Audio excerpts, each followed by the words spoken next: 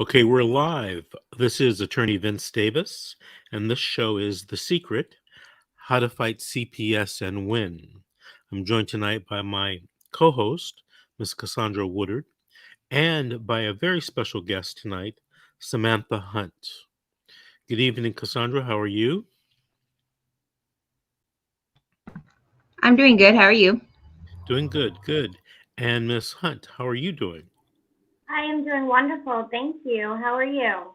Doing good. Now, you are, what state are you in? I am in Maine. I'm coming from Augusta, Maine. In Maine. Wow. Is it cold there Yes. right now? Yes, it's a little bit. It's getting there. It's about 60 here, and it's really cold for us. So, how are you connected to CPS? so, I actually, it's something that I play in my mind every day. I am grieving the loss of children. And I had two open CPS cases where both of my children ended up estranged from me and with the father's family. And these men have done the same things that I had done. Their backgrounds are similar, and I've actually spent a lot of time working with the Department of Health and Human Services, um, doing anything in the system to be qualified to be a good mother. And no matter what qualifications I did, it seems to be that I'm still left without children. Both of the reunification processes that happened with my case um, ended out with my oldest child is Parker James, and it's been 5 years since I have seen him. It's We're not going horrifying. to we're not going to use any names. Oh, I'm so sorry about that. It's so difficult. I'm sorry. But yeah, I have a lot of unanswered questions on how things ended up, and a lot of unanswered questions, even from attorneys that are wondering certain things, and I can't seem to get through to anybody at CPS to help me figure this out. Manipulation, lies, money fraud. There's a lot that goes into this, and I've dedicated the past 10 years of my life to figuring out how I can get some answers and outreaching.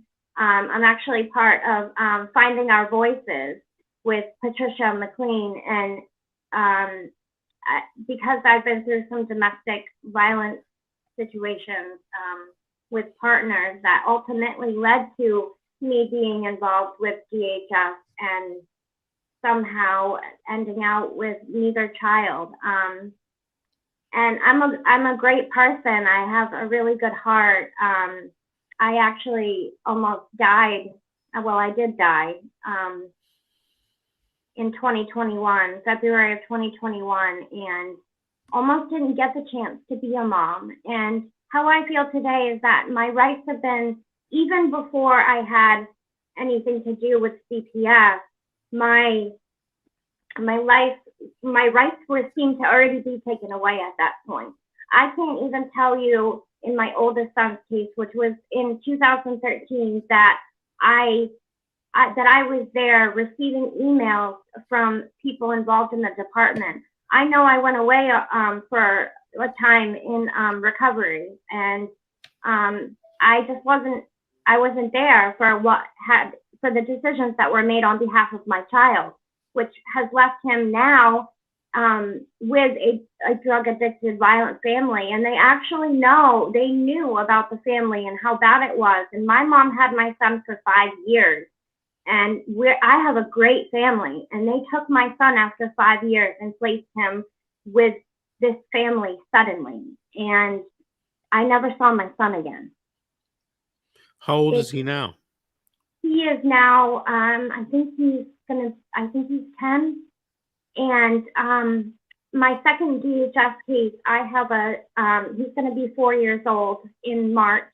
His name is Liam, and I can't say names, but I actually got a case closed through the Department of Health and Human Services in my hometown, and at the end of my case, when they closed it, they decided to pull out, and they left my son with the father, and I actually haven't seen my son since. And I did call CPS, and I have asked them, why didn't I get any documentation that this case was closed? How is another family able to run off with my second child here? As a mom, I should be really worried, and I have a lot of questions. And it's been really hard to get it out there and figure it out. I mean, who knows? We may never know, but I do know the names of all the workers that I dealt with, that my family has dealt with, and there was a lot of lies, manipulation, money fraud. I can't say much more than that, obviously, as this is the first time that I've talked about it. Well, let me ask you this. How did your first case start? My first case started, I was young at the time, and I had a substance abuse problem. And they had gotten involved with me and my other half at the time. And I actually ended up taking, I was the one who had to complete everything. The child's father didn't have to do any sort of anything.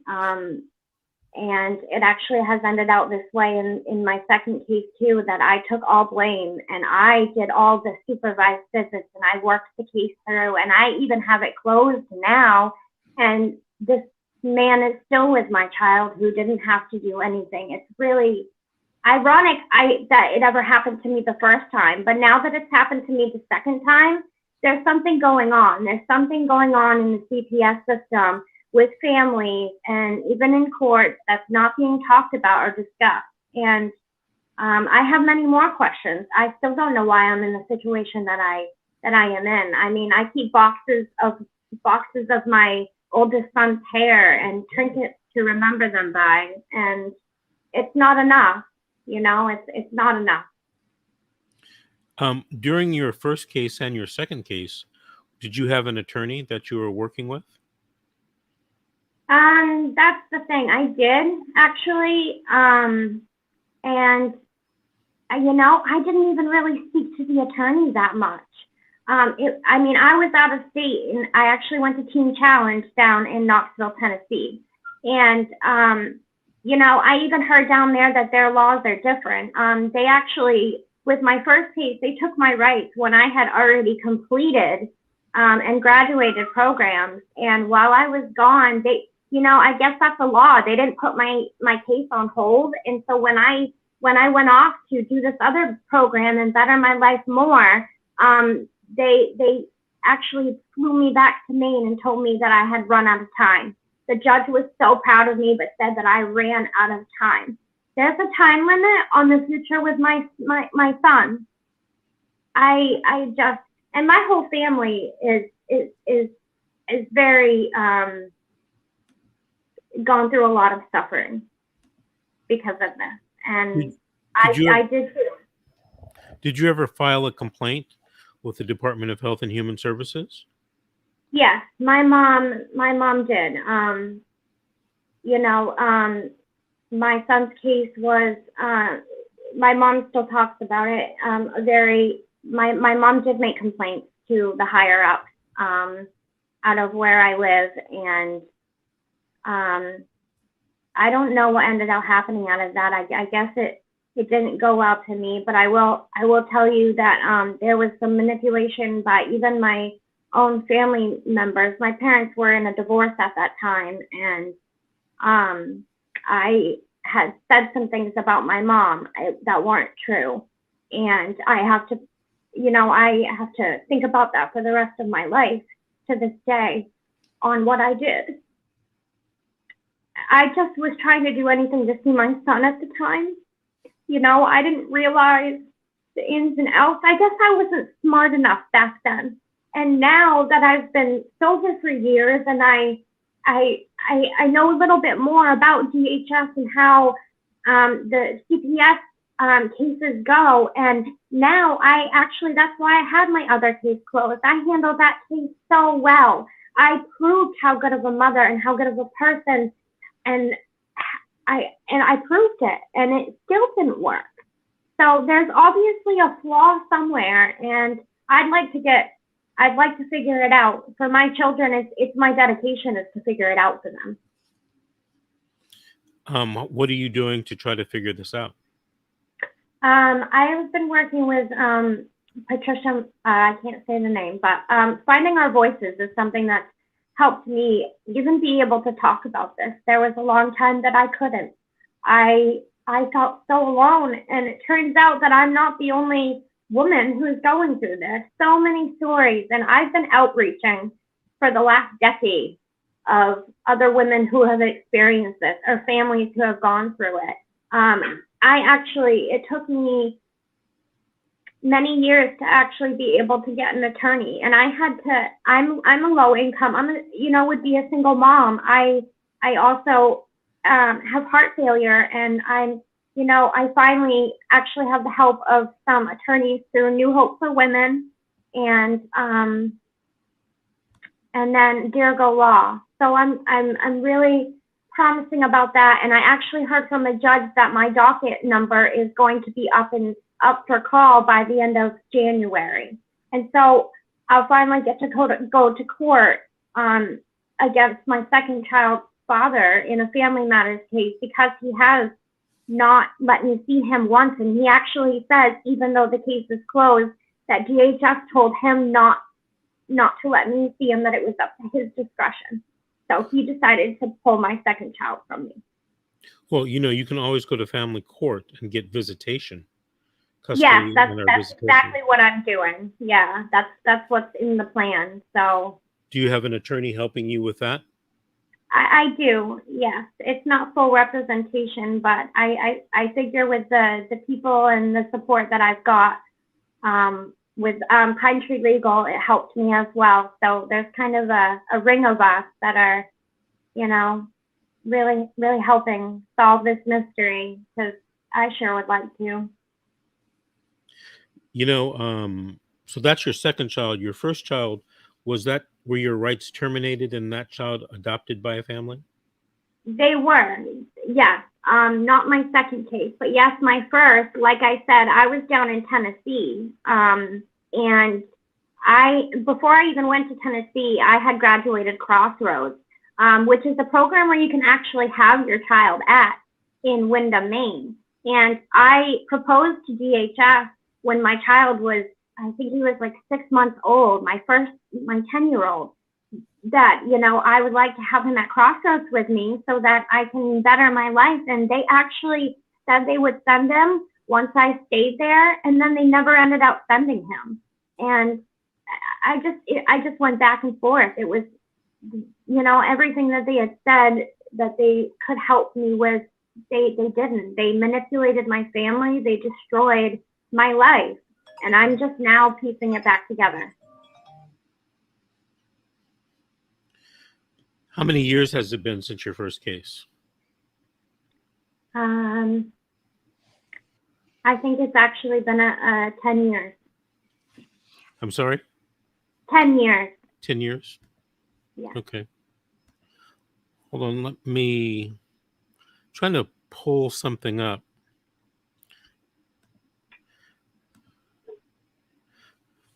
Have you been searching online with different organizations that might be able to help you?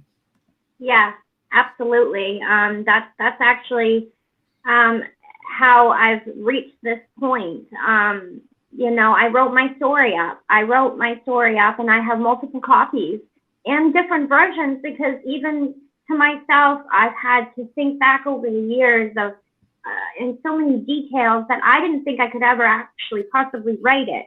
But then I finally, when I got sober, I did write it. Like I said, I got a second chance at life, and I wrote my story out, and I sent it to important people that I thought was important, people that could help me. And so far it's really working. It's working. Have It's you a ever miracle. have you ever thought about writing a book? I have. I actually have. And I have my own little mini series of a book to myself and my cell phone. But it's I have hard times in writing, and I'm also still recovering from an open heart surgery and a stroke and induced coma, and just finally now getting back on my feet, and so that may come. Well, if you're interested, I had a plan, an idea recently, and it's actually copied from someone else who's doing this in a whole different field. And that Yeah. was to help people write their book, form some type of book club, and then shop those stories around, for movies or something like, or documentaries, so that, these stories can get out there. Because this type of thing, you come on, social media, we're on several different social media platforms, but it's nothing like having a book that people can go buy, read at their own leisure, and get information. I mean, as a civilization, that's how humans have and still do the best way to communicate ideas and to share thoughts about different things. So if that's something you'd be interested in, I'd like you to email me tomorrow and give me your information and tell me that you'd like to work with me in that particular project. Okay? Yes, absolutely. That sounds wonderful. I will do that. All right, Miss Cassandra, did you have any questions or comments for Samantha? No, not at the moment. Okay. How about you, Miss G? No. Okay. Well, I want to thank you, Samantha, for being on and sharing your story. Don't forget to email me and keep us posted also, and if you want to Yeah. come back in a couple weeks or a couple months and give us an update on what you're doing and how you're progressing, I'd really like to hear about it. There was one thing I wanted to tell you before, and this woman was on our show maybe 2 months ago, maybe 3 months ago, and it was a woman from San Diego County here in California whose parental rights were terminated for 5 years, and then she got her parental rights back. So if you haven't seen that show, look at some of these um, live Yeah. streams that we've done either on YouTube or one of these social Facebook channels and find it. I can't think of her name offhand, but she was a guest and that was her story. And it's very interesting how it happened. And I think the more and more time goes by, more and more people might be able to get their parental rights back. What happened in her case was allegedly the foster family gave up the child because there were too many problems. I don't know if the problems were dealt with were by abuse of the foster family or the adoptive family, or just teenage issues. I don't know. I don't recall offhand. But the child left the foster family, and now the child is homeless or with no place to go. And the social workers thought of a brilliant idea. Maybe we should give the child back to the mother. And Yeah. she got an attorney, and they filed the paperwork, and she did get her child back. Amazing story, because a lot of people tell me, especially other attorneys, if you ever give a parent whose rights have been terminated any type of hope that they can get their child back, you're misleading them. And it's not true. Now, is there a great probability that you're going to get the child back? No, there's not. Is there a chance though? Yes, there is. And by the way, that's not the first time I've heard in my, almost 36 years as a lawyer, something like that happening. And I don't hear about every case, in Los Angeles or in the state of California or in the country. So if it's happening once or twice and I hear about it, or 3 times, just statistically, it's happening more times because, it's just my personal view. In a lot of cases, adoption is not the best plan for these children and these families. And I think we're pushing adoption through because of federal money and bonuses and tax breaks and all of that stuff. Mhm. And it's going to catch up with us. It's going to catch up with us as a society. Mhm. Anyway, Samantha, thank you very much again, and we'll be in touch. Okay. Yes, absolutely. Thank you. Have a good night. You too. Good night. All right, folks. So, Miss G, someone told me that you had some updates for us on CPS and the news. Is that correct? Mhm. So let us know. So it was on Fox News on the 11th of December. Um, um, the um, the journalist that was speaking about the family that had their 11-month-old stolen from them by CPS. Um, on Fox News, like I said, on December 11th, she said that she can't believe that this is happening, which I believe that the media thinks the system works, like I said before, but the system doesn't work. But anyways, they took an 11-month-old child from the hospital after the mother took the child to the hospital because the child had 103 fever. Okay, now illness does happen.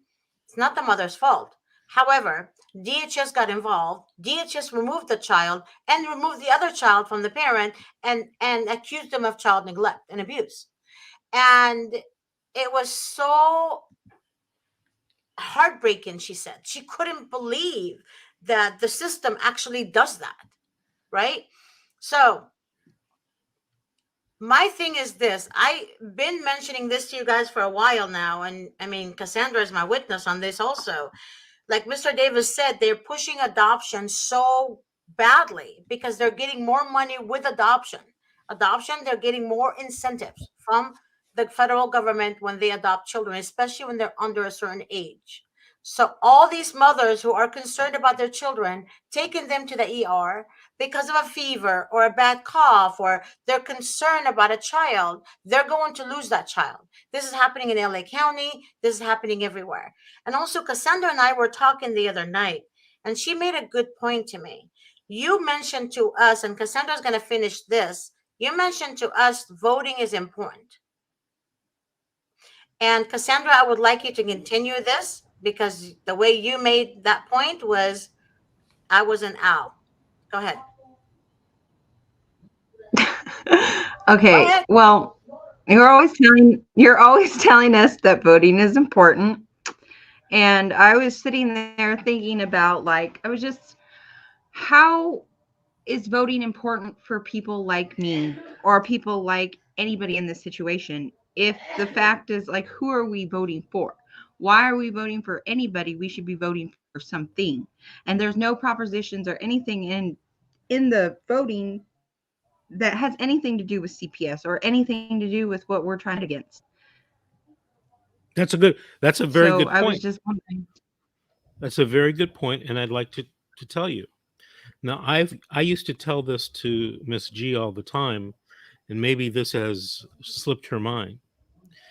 Voting is important, but one of the things that I always say is get together a block of about 1 million people. Come together, put your own candidate in office, put your own candidate in the judgeship, put your own candidate there. Okay? You're right. You just sitting at home going out to vote probably means very little in terms of the CPS issue. Okay? Because you're right. Who's talking about CPS voting? Nobody. They're talking about unemployment. They're talking about the economy. They're talking about immigration.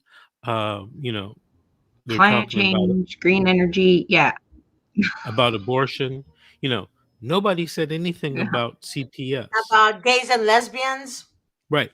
Hmm. Okay. So nobody's talking about CPS. You know why?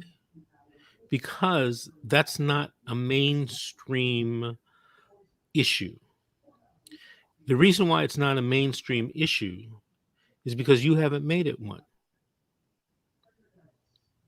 You and people similarly situated haven't made it one. I'm going to tell you something. You know, as I look on social media, I was looking on social media today and I realized there are a lot of CPS groups on social media fighting CPS. Do you think they work together? No? No. Right. Do you think they're in competition with each other? Yeah. So, what if somebody like you, Cassandra, worked to unite all of these people? You know, it's the same things with, you see it throughout history. The first one that comes to my mind is the American Indian. Many, many tribes. Only occasionally did they unite. I was watching a movie the other day, an old time movie. It was about, the Zulu tribe in Africa and this big war that they won, or battle that they won against the British troops. Well, it turns out in real history that the Zulu tribe there was made up of many nations in Africa, where all the warriors came together to fight their one enemy, the colonization by the British that was going on. So just think, if somebody united all of these CPS groups, there'd be a lot of people voting nationwide. And some of the voting that has to take place and the change has to take place is at the federal level, because everything that's being controlled here is by the Department of Health and Human Services, a federal agency, right?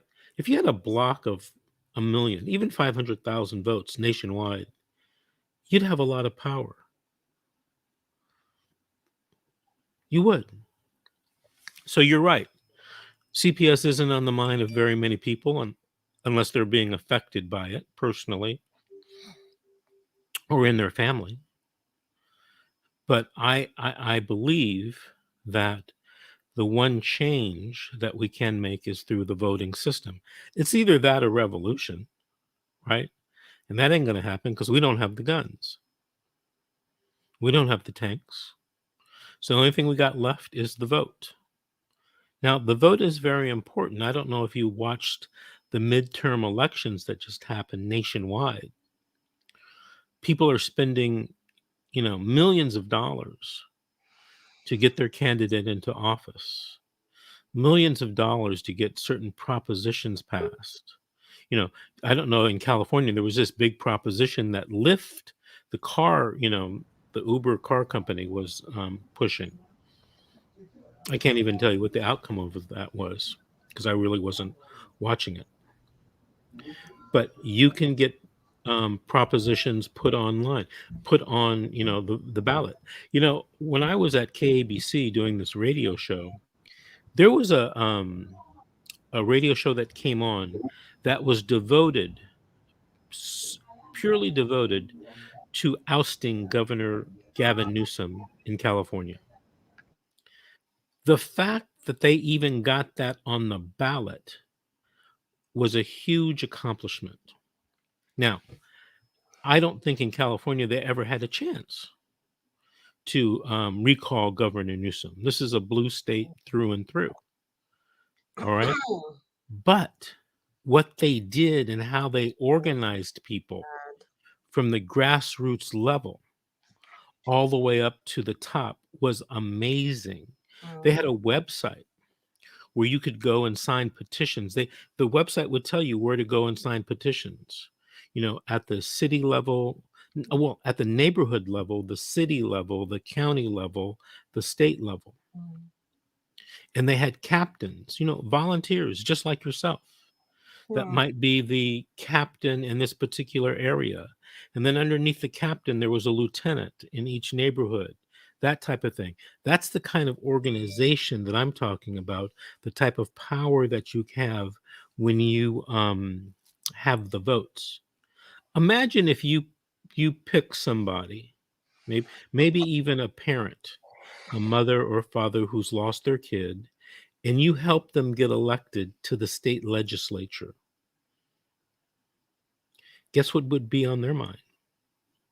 Reforming DCF or reforming CPS. And what if you in your county, I know you live in, here in Southern California, but what if there was somebody like you in every county in California, in every city and neighborhood in California?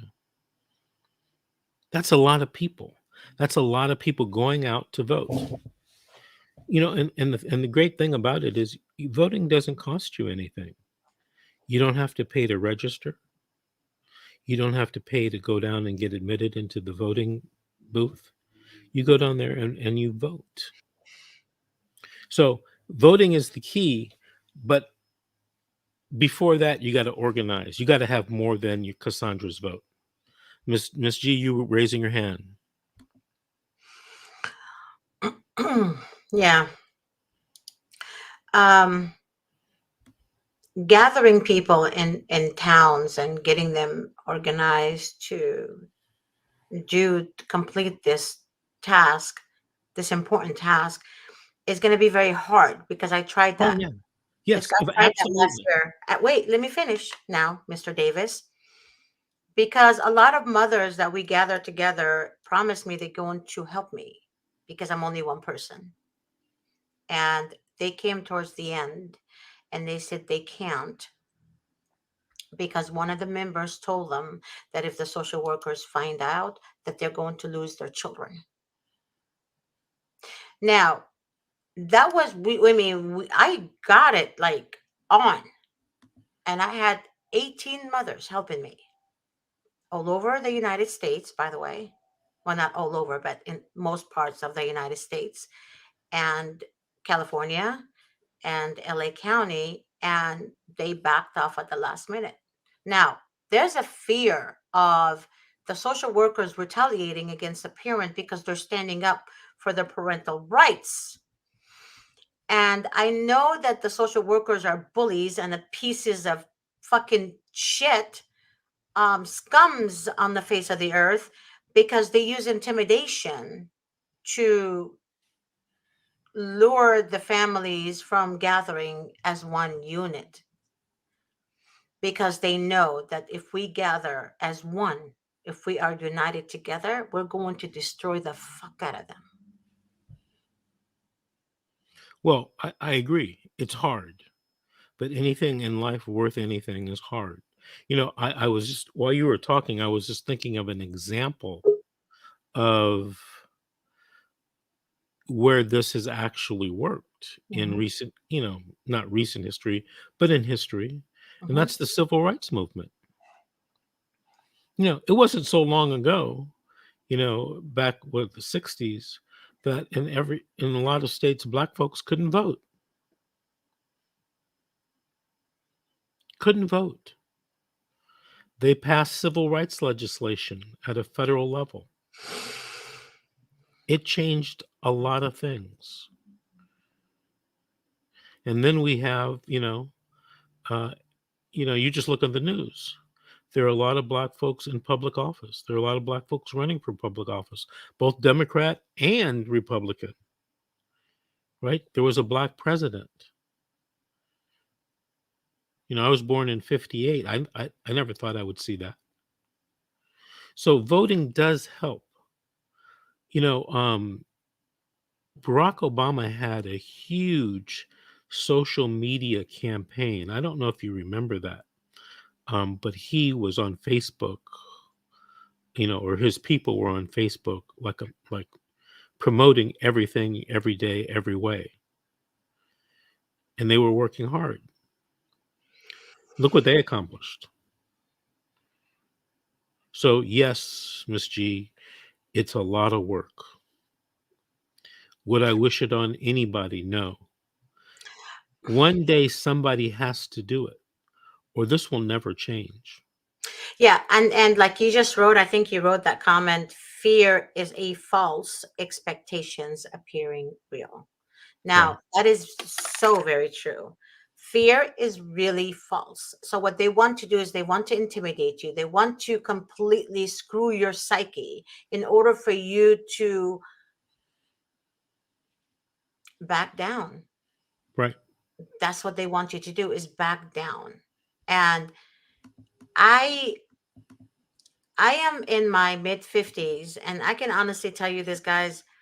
I do also have fear sometimes, but then I don't want to call it fear, I call it concerns. And I snap myself out of it. And it's work in progress, but fear is not, we are not, we were not created with the spirit of fear. But that's what the enemy wants you to feel. They want you to feel fearful. They want you to feel that you're hopeless and you have to obey them no matter what. So if we unite together and we come together as one, we're going to beat the system. You And know, mhm, here's a comment by Brian. mhm, I was surprised to find out no one had come up with a CPS voting guide. Brian, I want to tell you something. When I was growing up, um, and they had, elections come up, my family received, and so did every other family in the community I was in, received a voting guide. And it was usually a one pager, front and back, and it told you who to vote for. You didn't even, you didn't have to do any research, right?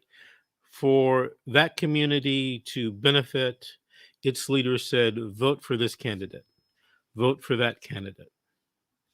And those were guides. You know, I don't know if they're legal still. I don't know if they're still being used, but I haven't seen those in a few decades. mhm, And Brian is right. I mean, if it is legal, that would be a hell of a thing to do, mhm. countywide, statewide, for someone to come up with a voting guide and tell people, look, these to promote our own agenda with CPS, this is who and what you should vote for. And let the candidate know so that when they get in, it's just like everything else. You go knocking on the door and say, hey, I gave you, a 500,000 votes. You need to make some changes for me or think about these changes. Did you hear about the I think I told you guys about the judge that was arrested in Texas transporting children, CPS kids, or you know, kids in the system to Texas for trafficking them, sex trafficking them. That was on Labor Day of this year. And what I am kind of, that judge was voted in on the bench, right? I'm sure somebody voted, people voted for him, right? I don't know. It could be like California. Oh, You could be like, appointed by the governor, oh, the but you have to governor, face right? you have to face reelection, or you can just straight out be voted in as a judge. Right. So I've noticed that the governors of California nominate people they know, right? There's a lot of district attorneys who know the governor through family and they get nominated to be judges.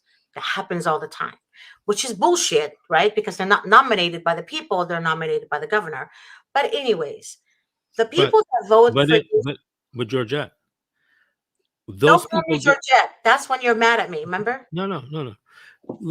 When they get on the ballot, it's the people who vote them in, or people who vote them reelected. Okay, so they have to face election at some point in time, and if they're still sitting on the bench after a couple of elections, it's because the people voted. Now, if you want to educate people on, who they should be voting for judges, you got to do what Brian said. You got to do what I said that they used to do in my old neighborhood. You got to come out with a catalog or, a cheat sheet. Vote for candidate ABC. Don't vote for candidate XYZ. That's Cassandra, that's what I was talking about. You got to be able to mobilize a large group of people into voting the way you think to promote a certain agenda. Well, I say let's vote red because apparently the Democrats suck. Do you think that the red is against CPS? Mm-hmm. You do? Oh, I do. We talked about this. Right. One And you know governor this that contacted me and you, Republican, was watching the shows, and she said we want to make a change. and what Work happened? together. And what happened? Then the relatives law came out to give relatives placement, even though they had criminal record from decades old. That was a blue thing in California. Right, but she was. But here's I'm going to give you a thing. Tell you something. Allegedly, and he never said this, but there were reports that President Trump was going to make changes to CPS. Yes, yes. Go ahead, Cassandra. Go ahead, say it, girl. Go. I never saw any changes. Go ahead, Cassandra. We were talking about that. Okay, go ahead. She's on mute. Unmute yourself. The first Family Prevention Act. I did unmute myself. Don't yell at me. The first Family Prevention Act is actually because of Donald Trump. Hold on. But they're not doing it. They're not following it. They're not following it. They're not following it. Not really. Nobody's following it.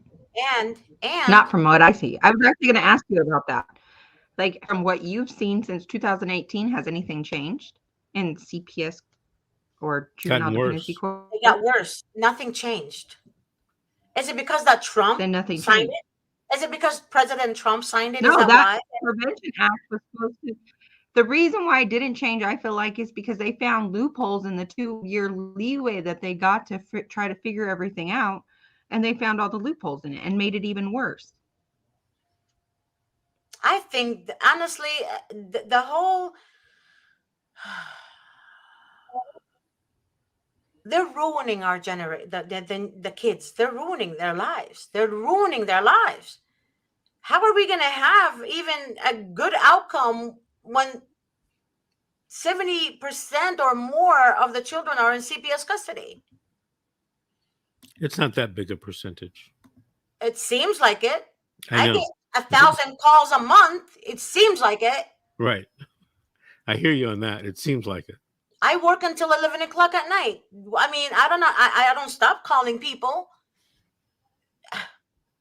It's crazy all over the United States, Canada. Well, actually it definitely, outside the United States too. you know, it definitely has crossed over and has expanded. Mm-hmm. You know, the United Kingdom is crazy. You know, but wait, let me finish something before that thought. Mm-hmm. United Kingdom, their social workers are satanic worshipers. And they had a hidden camera of the social worker telling a 9-year-old to bow down to Satan while they're drinking blood of a baby. They're raping the 9-year-old multiple times, getting her pregnant so they can use that baby and sacrifice that baby to Satan. You guys might think this is crazy talk, but this shit is real. This fucking shit is real. They're using children, raping her multiple times by the high priest of Satan. This is bullshit. So that social worker with other social workers and other social workers are stealing children so they can fucking sacrifice them. And there goes our future. What are you going to do about it? What, do you want me to go to United Kingdom and fucking what? Do what? Protest? Are you going to do anything about it? Just yes or no? I can't vote in England. I mean, what do you want me to do? And that's, I'm sure it happens in California. I've heard a couple of news about that. But, I mean, what do you want me to do? What do you want me to do? Go to United Kingdom and what? You know, someone told me this, you know, when I was growing up. And I don't want you to take it the wrong way, Oh Lord. but talk is cheap. You know what, Mr. Davis? We'll talk after this show. Okay, about that Talk, statement. talk, Okay, talk is cheap. we will talk about that statement after the show. I Okay, promise you. look what Deidre Payne says. Vote. Deidre, be quiet right now. Vote. We are gonna vote, but what I'm saying is, for example, voting for a family oriented individual, right? Is bullshit. Why? Why? Because what's good for their family is not good for the public. Because they think they're better than the public because they have a special family bond. But nobody, I mean, I don't know, explain it to you, but just because they're family oriented and they're together doesn't mean that they're going to be together for the people. It Doesn't, doesn't yeah, mean that. but if you control 1,000,000 votes, you can get them recalled. You can vote them out at the next election. There's a lot of things that you can do. Now, you may not know all of the things and the ins and outs of the voting and election laws, and that's okay. But I'm telling you, the basis for change is voting. You only have two choices to make change: voting or revolution. And revolution's not going to work because you don't have the guns and the army and military behind you. So you got one choice left: vote. Deidre, I'm not laughing at you. I'm laughing at Deidre. She said, don't forget, Mr. Davis. Miss G has control of your calendar now. Like, don't. She might schedule you the United Kingdom to go vote.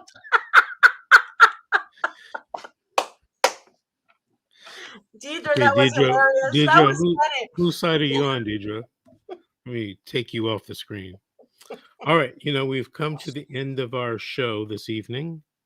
It's always been fun. I want to thank Samantha Hunt again for joining us and sharing her story. And I want to thank you, Miss Cassandra, for being on the show tonight, and you, Miss G, for being a show. You guys are both great co-hosts, and I appreciate it. We'll be on tomorrow night at 7 p.m. So, if you guys have questions, please, please, please post those questions. Sometimes we don't have time to get to them, but post them anyway. She All right. said Miss G walking down the street with guns and revolting. Deidre, please don't give her any ideas.